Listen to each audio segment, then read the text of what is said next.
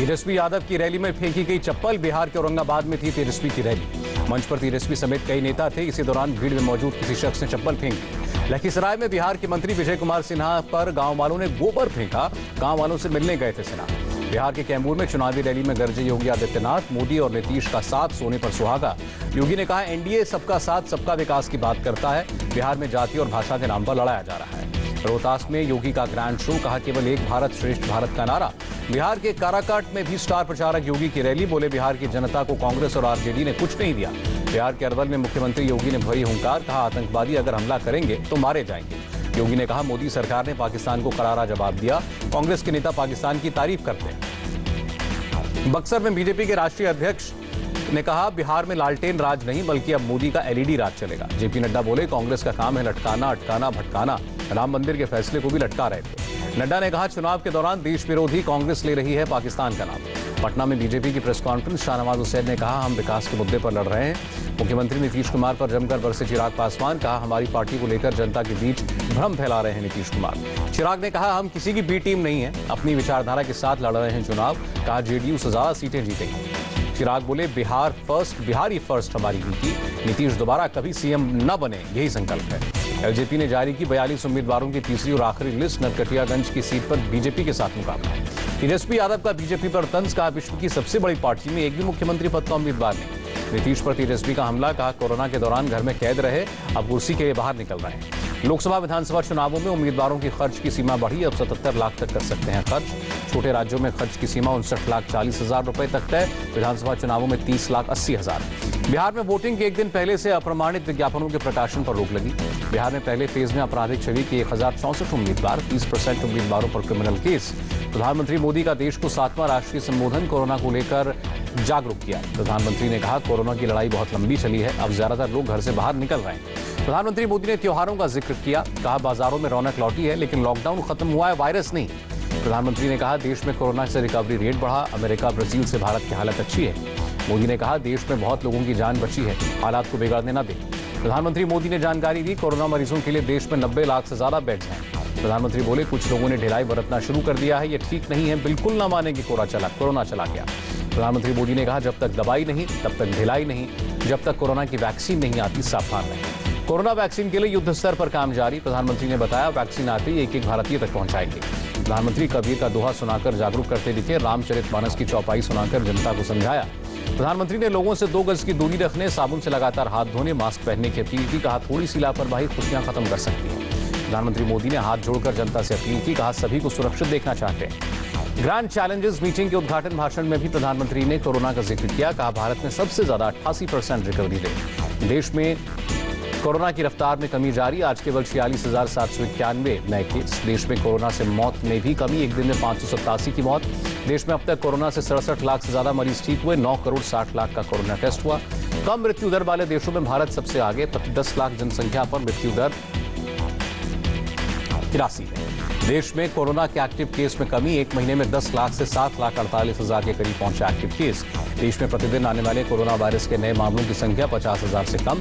ICMR ने कहा, corona से ठीक हुए मरीजों को भी मास्क पहनना और सावधानी बरतना जरूरी। स्वास्थ्य मंत्रालय ने कहा, 10 महीनों में देश में नहीं आई ऑक्सीजन की कमी, अभी भी पर्याप्त स्टॉक। श्री रविशंकर की अपील, मंदिरों में भीड़ न लगाएं। आज की बात की रिपोर्ट देखने के बाद अपील की।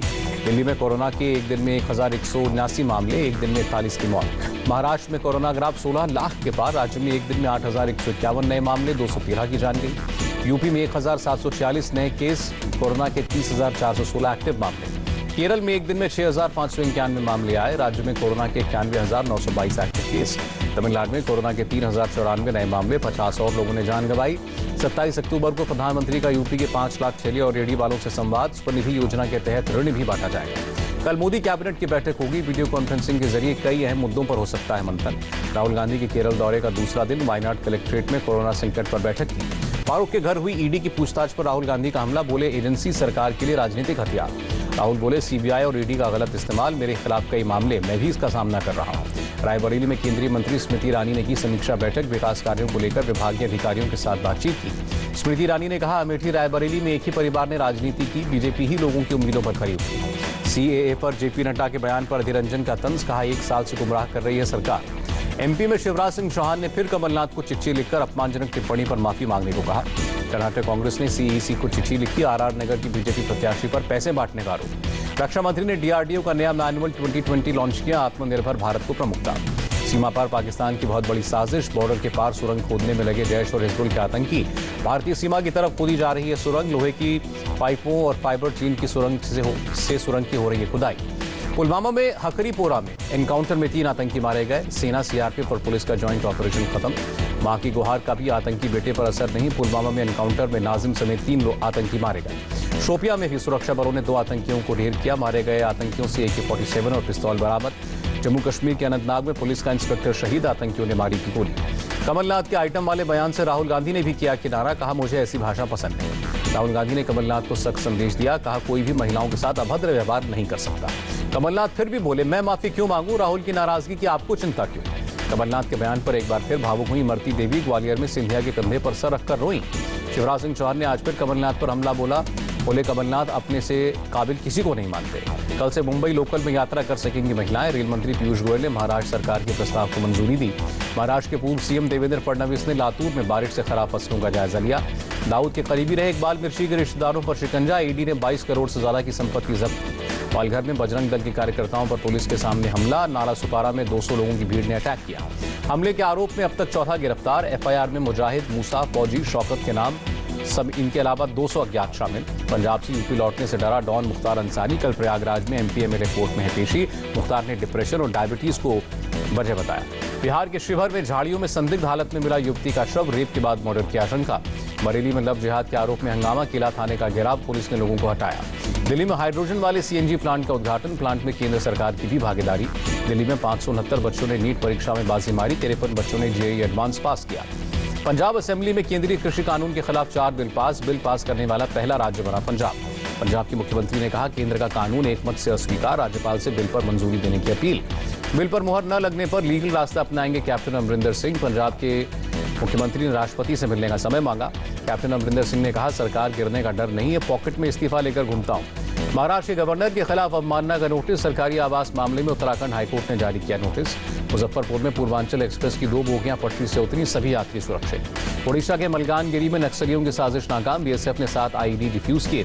दिल्ली में एम्बुलेंस से ड्रग पेडलिंग करने वाला गिरोह पकड़ा गया, 4 गिरफ्तार। बाढ़ प्रभावित इलाकों में तेलंगाना के सीएम का हवाई सर्वे, हैदराबाद में अब भी तबाही के निशान।